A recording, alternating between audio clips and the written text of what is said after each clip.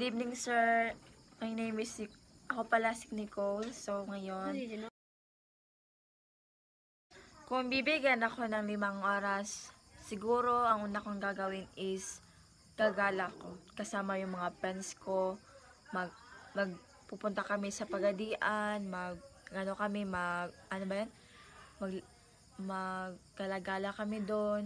Kain kami ng chichirya or street food ng 30 minutes, tapos magsi-swimming, tapos spend my time with my friends, kasi minsan lang kami nagsasama, tapos pagkatapos ay patapos kong gumala, pupunta ko sa church para matutong mag-guitar, mag-practice ng drum, piano, or anong instrument sa church. Tapos pagkatapos makikipag-chismisan.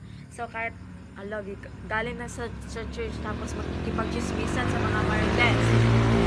Pagkatapos kong makipag-chismisan, maglalaro ako ng volleyball kasama yung mga kapitbahay namin, maglalaro-laro lang kung anong laro para mapasaya naman sa sarili ko kasi wala time.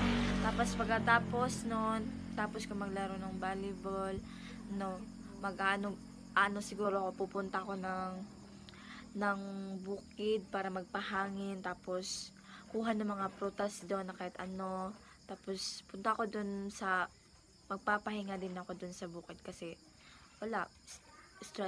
mawala yung stress mo doon. Magpawala ko yun ng stress. At yun lang, thank you sir and good evening.